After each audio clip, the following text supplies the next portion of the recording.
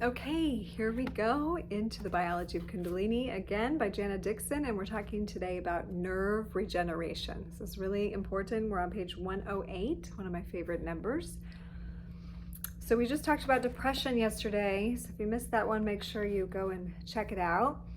So then she goes on, recovering from depression, exhaustion, or damage to the nervous system involves a multiple-pronged nutrition approach. Dr. Robert J. Marshall points out that nearly all neurodegeneration occurs through excitotoxicity and the immune system's use of free radicals, leading to inflammation and chronic infection. Neurodegeneration can escalate when nutritional reserves are inadequate. Okay, so it's so important to rapidly reduce infection, which then results in DNA and nerve damage as the immune system generates free radicals as it tries to eliminate infected cells. So again, we got the influx of this Kundalini energy. We have this influx of energy into the system. The nervous system is going to be using its antioxidants up, and more free radicals are created through the body trying to just keep up with this massive awakening energy. We're familiar with the idea of damage to nerves by free radicals, excitotoxicity, and inflammation, but we're not as conversant with the effects of infection, viral, bacterial, and fungal, and yeast, on the nerves via the immune system. This will be an area of great interest to Kundalini researchers and those with chronic Kundalini symptoms such as depression, anhedonia. I don't even know what that is. Anhedonia. I gotta look that up. Pain, fatigue, or prolonged exhaustion phase. So anyone with those intense symptoms are going to want to look at the effects of infection on nutritional reserves, like what it does to our immune system and so forth. Dr. Marshall has developed a nutraceutical protocol for preventing neurodegeneration that includes 5 steps to health. And he says, first, balance the pH, balance the hormones, detoxify heavy metals, etc., the resolution of inflammation, infection, and autoimmune decline of nerve tissue, and the regeneration of nerves and body total. So I guess she doesn't list it exactly as 5 steps. The resolution of inflammation, infection, and autoimmune decline of nerves. But basically, balancing the pH, balancing the hormones, and detoxifying heavy metals are definitely hugely first. So she goes on in bold and writes, infection, any phytonutrient that has antiviral properties is capable of DNA repair. So I'm going to say that again. Any phytonutrient that has antiviral properties is capable of DNA repair. I think that's super important right now because viruses hijack the DNA of living cells and reprogram it to replicate itself. So anything that is hijacking the DNA of living cells and reprogramming itself, programming those to replicate, that isn't the normal organic tissue, make sure you hear that. Any phytonutrient with antiviral properties is capable of DNA repair. Viral bacteria overload and autoimmune damage to nervous system can be reduced with antivirals such as, and we're listing, Echinacea, Pacific Yew, that's YEW, hyssop, creosote bush, which is Laurea trindatante, olive leaf, licorice, lomatium, osha root, which is Licusticum, I'm not as great with the Latin, astragalus, elderberry, huzhung, asatis root, wild barley, Sutherlandia, I don't know that one, St. John's wort, and the Ayurvedic herb Soma latha. Also medicinal mushrooms, including Coriolis, Varicella, reishi, crestin, cordyceps, maitake, ganodermin, basically all the healthy mushrooms, shiitake. These antivirals have direct anti-mutagen, anti-cancer effects through reducing DNA damage. Antioxidant, anti-inflammatory, act as immune stimulants, decrease anxiety and irritability, and elevate mood. Elderflower blunts the sharp intrusions on the crystalline coat of a virus so it cannot puncture cell walls. Oh, elderberry is so gentle and lovely in how it works, isn't it? Just like a sandpaper so those sharp protrusions can't get in. Nerve regrowth. So this is the second one in boldface after infection. Hericium mushrooms extract supports nerve growth and rejuvenation. Hachijo ahitabe, sorry, you're gonna have to look at 108 in the book to really get the spelling. Hachijo ahitabe increases production of nerve growth factor, NGF.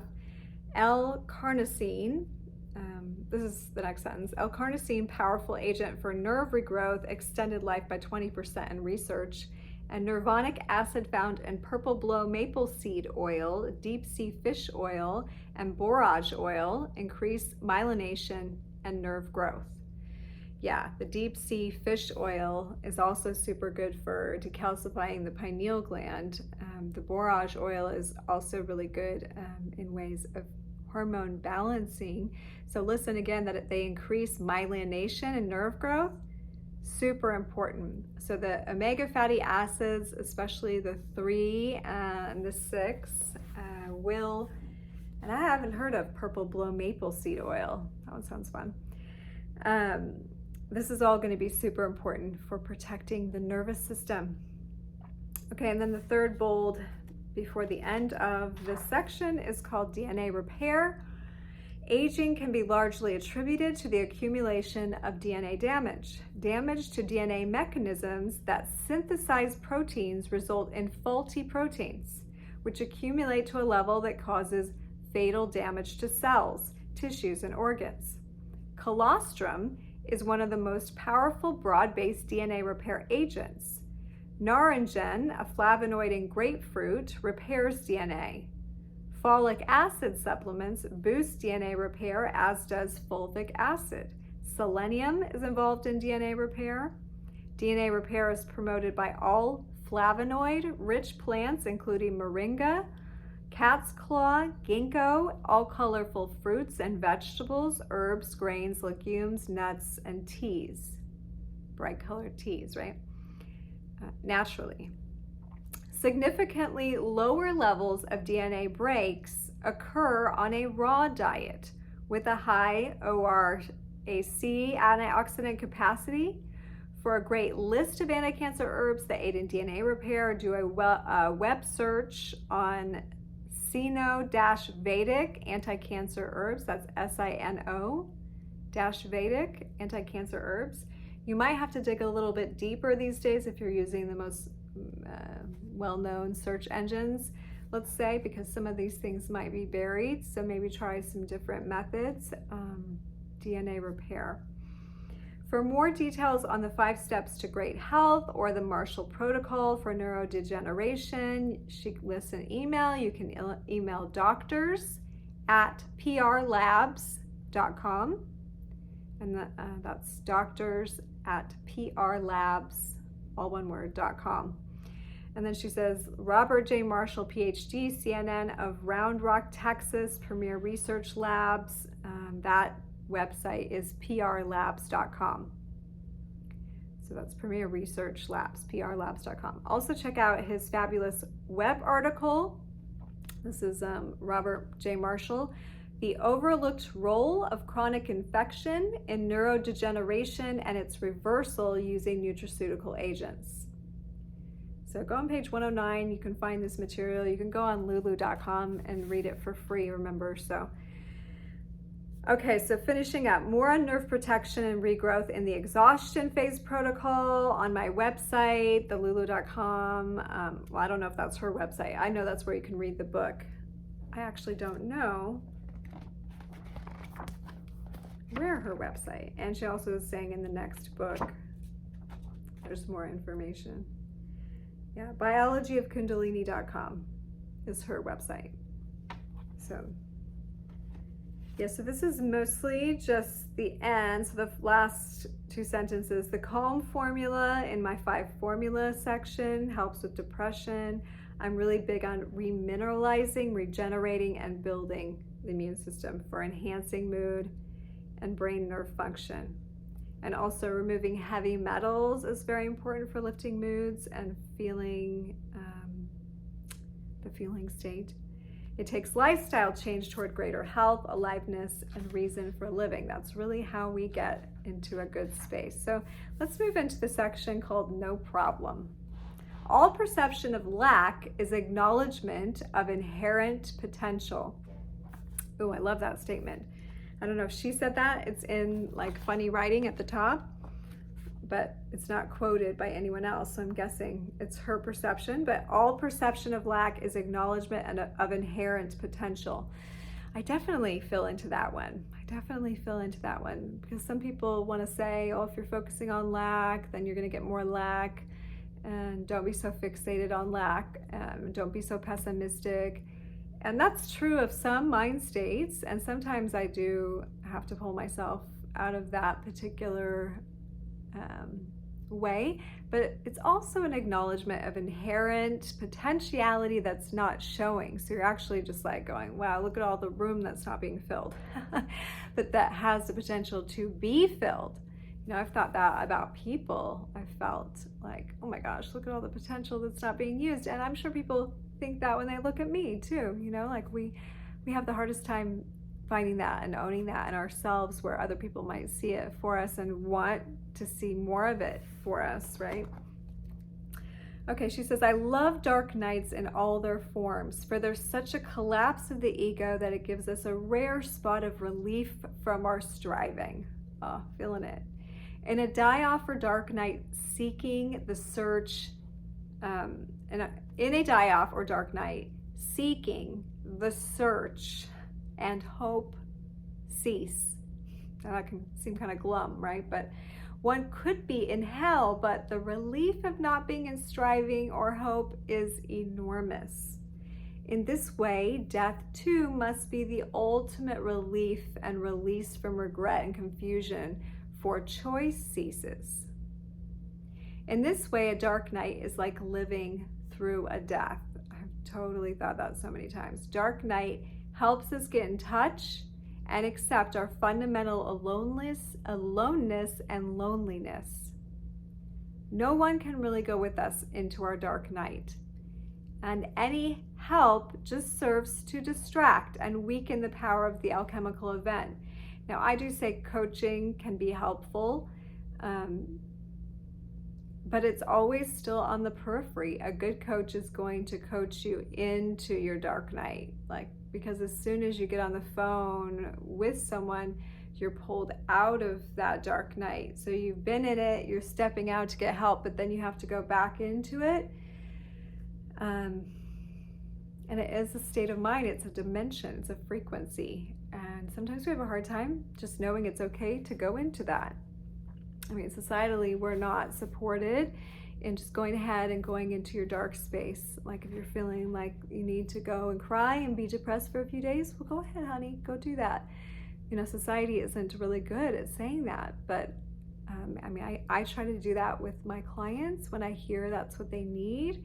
It's like, you know what, you really just need to let it go right now. You need to fall into the abyss and just let it capture you for a moment, and know that you're not going there to die physically. Retain a sense of, I'm going to live through this, because that's where the rewards are truly reaped, is being able to go both directions. Coming out of a dark night, we realize we don't actually need anyone anyway.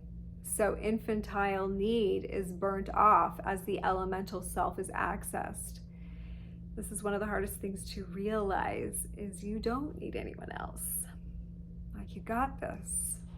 And all relationship is self-relationship. So if we're not loving our self-relationship, we're not going to love our relationship with other people, especially certain other people that like really reflect that. Dark nights are possibly essential to a mature sense of self, a mature relationship based on being values rather than needs. Being values, yes. As long as we don't get stuck in an extended depression, I think dark nights are both essential to growth and provide the fastest growth curve. And I agree, just fall into it.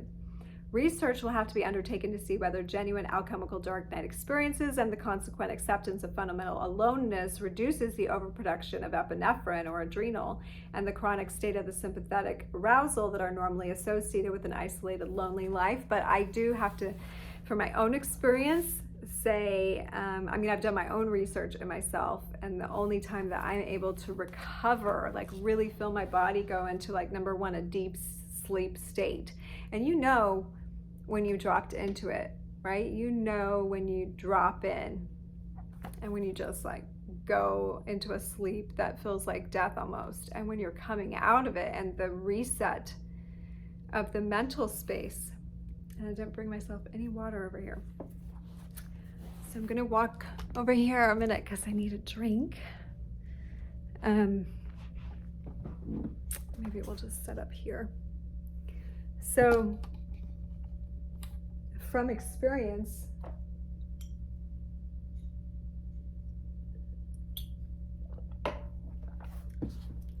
to reset that sympathetic response, like that release, depression, dark night, die off time, like surrendering to that. She's saying we have to have lab proof to see whether it does reduce like the adrenaline, but I can feel that it does. And sometimes it literally has to slow me down, like I'm a freight train going a million miles per hour, and my adrenaline and epinephrine are so heightened that sometimes I've gotten like an autoimmune response, like skin inflammations or hives or whatever, because I've been such a high state and my body is just unable to cope and even create the cortisols and things that I need to bring the inflammation down. So the dark nights, the crashing, and it's like emotional and spiritual, where you are feeling like a hopelessness. And sometimes we need that feeling in order to stop us from going and seeking and searching and trying and going after it and, trying to make the bills and succeed and all this stuff. Like, in order to go to the next level, we have to halt those things. Like, take them all off their track. And it can be really hard for our ego to be down with that, like, oh, okay, I need to just stop striving, sure. Unless we have like a super lazy tendency, in which case this would be different, right? I'm like a striver and I have to really battle with that. She says, a brilliant description of an extreme form of a dark night is found in Robert Augustus' master book, Darkness Shining Wild, an odyssey to the heart of hell and beyond. Here's what he says of the ego. Regardless of its appearances to the contrary, ego is little more than personified separation trauma, made bearable by its compensatory addictions and capacity for pseudo-emotional numbing and disassociation.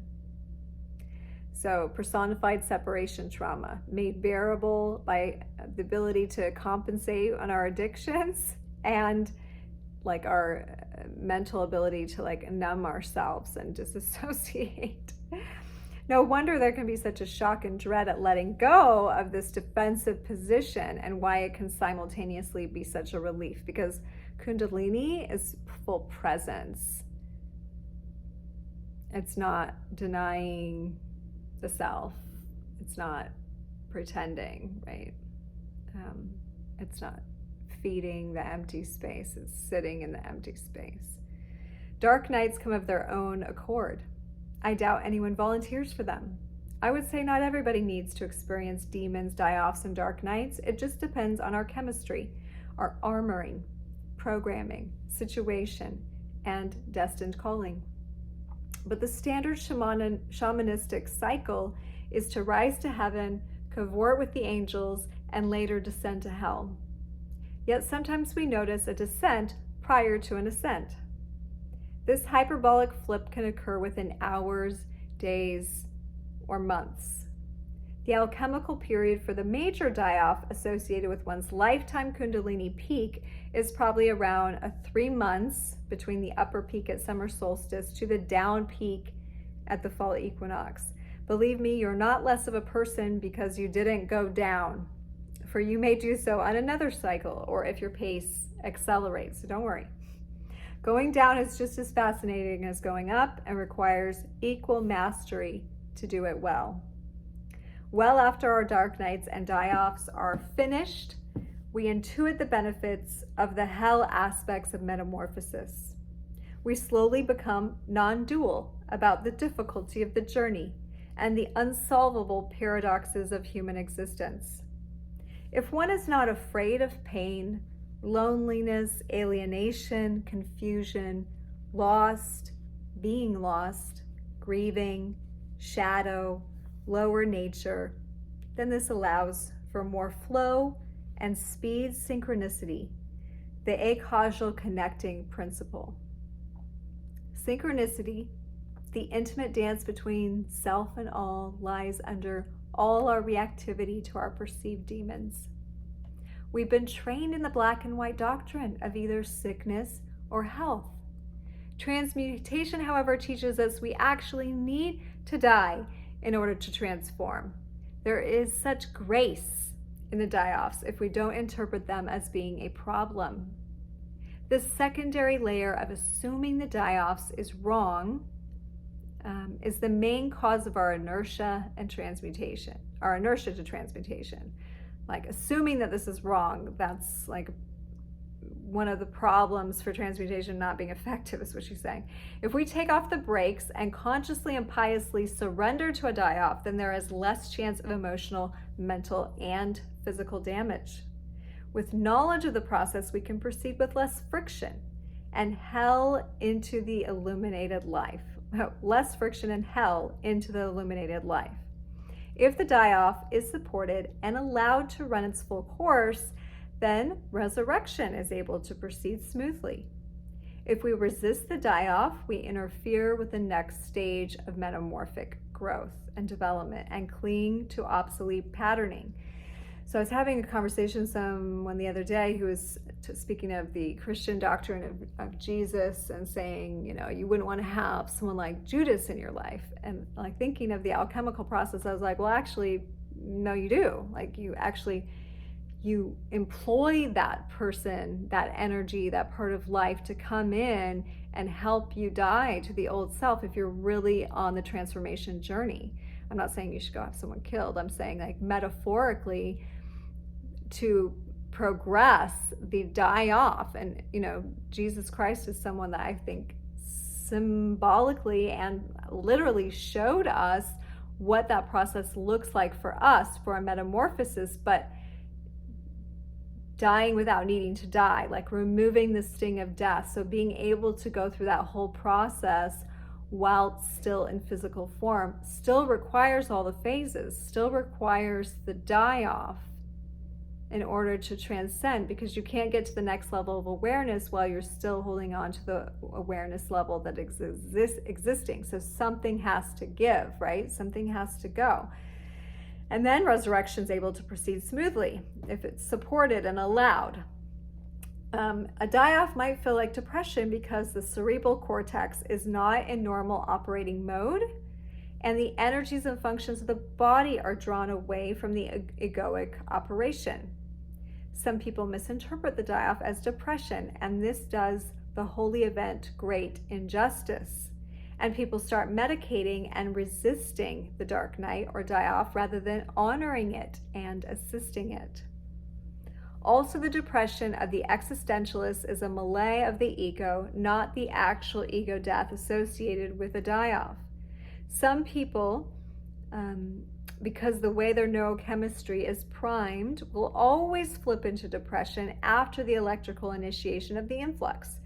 And she says this is unfortunate, but we tend to make people this way with our unnatural diet and removal from the strength of the natural vital forces, nature's vital forces, being outside. So bad diet and lack of being outside makes it harder and makes one more apt to flip to a high and then a depression. Compounded onto primary incapacitation of body-mind during the die-off, there might be a secondary depression or emotional sense of dark night, which comes about through a lack of understanding and acceptance of the die-off process. The ego essentially gets a shock over its lack of faculty, tenacity, and control. And considering the fragile nature of our modern bodies, this secondary depression could last for an extended period due to our lack of understanding and mistrust of metamorphosis. So this shock to our ego going through this influx, like, oh my gosh, I can't believe I acted that way. Like, I'm never like that. I don't do that judgment of self, like without understanding the process, without understanding how you need to support yourself during the process.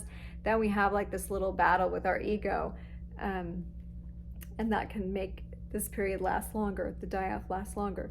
If there's fear, ignorance, a severe reaction, or psychotic reasoning around die-off, then maybe an extended depression is involved, which is in a way the ego self trying to maintain the smallness of the id and prevent the limitless space involved in stepping out of the cocoon. So there can be a fear, like sensing the bigness outside the cocoon, realizing you're just about to blow up and like trying to keep it from happening as long as you can by just staying down. It's not a conscious decision to remain small. It's just the rigidity and inertia of the unconscious that is entrenched in familiarity and habit. You're just used to it. You're just used to being a small version of you. So you're not like trying to keep yourself from being big, but it's just not familiar and it's not really comfortable. So part of the resistance to growth is due to the lack of loving, telepathic, pure relationships that allows us to transmute naturally as nature intended in a supportive environment. So without supportive people in your life who are seeing your process and acknowledging what you're going through and holding space for that, then it can be even harder. There can be even more resistance to it. When society knows about the catabolic die-off and can appreciate it as necessary to growth, then it will be respected and revered, and the secondary fallout won't happen so much. It will be known to be a simple metabolic process of the morphing individual with little story and meaning attached to it, other than we cannot grow 1 inch without it. It's kind of like a 2-year-old having a tantrum. You're not like, why are you having tantrums? Let's work this out. We need to figure it out. They're two, they just have tantrums, like whatever. It's kind of the same thing when we begin to understand what the metamorphic phases are, what a die-off looks like, and we can see that someone's going through it, and we're just like, okay, now it's cool, I see what's going on. Like you can just tell. It's like when you know that someone's going through a death process with someone, like someone's actually died in their family or is dying, and then you can see their emotional self playing out not totally how you normally know them, and you know better than to judge them at this time. You just know what's going on, and so there's a sensitivity and a forgiveness that happens. We have this for things like the grief periods around death, and we have it for age groups, or if someone is experiencing dementia or something and we know they just can't take in the information the same, then we have a forgiveness system, right? But we don't have that already existing for spiritual metamorphosis, which is a natural part of our maturation as humans, and is probably the thing behind most of the moody stuff that we see with people that isn't attached to some other known factor. So I think this is really, really good to say.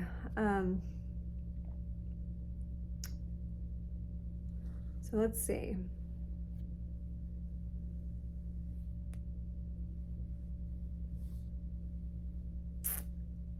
Way down here at the bottom. When society knows about catabolic die-off and can appreciate it as necessary to growth, then it will be respected and revered, and the secondary fallout won't happen so much. It'll be known to be a simple metabolic process of the morphing human with little story and meaning attached to it, other than we cannot grow an inch without it. A die-off will thus be interpreted and treated as a holy event and put us in touch with the mystery. Be careful whom you tell of your condition. Some can accept it openly without fear, while others will be freaked out without any real reason to be, just through their ignorance. If you must mention your awakening experience to blind conservatives, you may just simply describe it as a massive cosmic love affair or something. People also get freaked out when you mention any strenuous effort involved in your spiritual process. It is as though spiritual evolution was supposed to be all light and easygoing. Reality is often too much to bear for many still programmed exclusively in religious and economic myths. With the Grail and the Amrita Sangral, we are set free from our personal inherited past, but only if the personality is a willing participant in this liberation from bondage. This willingness is reflected in the nature of the Percival and Galahad, whom both achieved the Grail by divine right of their goodness. Crossing the threshold from one state to another is an advent of grace. Perhaps it is the very nature of state change that there can be no real preparation between here and there. That the gift is actually in the non-preparedness itself, the tactic experience of polarity between the was and the nothing. Grace, you could say, is when we are born again through a window of amplified spirit in which we are freed from the weight of the accumulated past. Grace is a sacred space of being and the dropping of our altruistic sense of separation. The division between feeling, thought, and action keeps us floating in shallower realms, unable to connect with our spiritual roots. The resting, neutral state is the condition of receiving the ultimate power of ourself in our ongoing understanding of the solar heart and Christ consciousness. We need to train our nervous system in the relaxation necessary to broach thresholds with greater luminality through equanimity, ambiguity, openness, and interdeterminacy. The luminal state is a God-intoxicated or one-inspired creative trance, the universe unitive experience. The unlimited creativity of non-localized mind. Without this unitive connection to the primary mover, Eros is thwarted on all levels from atom to soul, and the afflicted state of war and decay rules in the place where wisdom, nobility, and royalty should be. If each part, each individual fails to fall in sync with the prime mover of the unified field, then enlightened spiritual community can arise. If each individual fails to fall in sync with the prime mover of the unified field, then enlightened spiritual community can arise. I think this statement is false. She's saying if we fail to fall in sync with the prime mover of the unified field, but I think she means when we will fall in sync with the prime mover of the unified field, then enlightened spiritual community can arise and the mystic civilization brought about. Like, we need to fall in sync with this unified field, with this state of God intoxication and alignment place. The more we make this process conscious, the less blowback need occur, knowing that we are all together and have a responsibility in the outcome, making incarnation a whole lot easier. She says we're all in this together. She quotes Satprem, ultimately there are no obstacles anywhere except in ourself, and everything is meant for that perfection. So we're going to go ahead and end there today. Woo-wee. No problem. And nerve regeneration. So just remembering that this really is the awakening of the unity of love, the ultimate divine eros, or God's selves within us. And she's saying the ultimate preparation is no preparation, but of course we can always nourish our bodies and our systems so that we can handle. But then we can also open our minds, because again,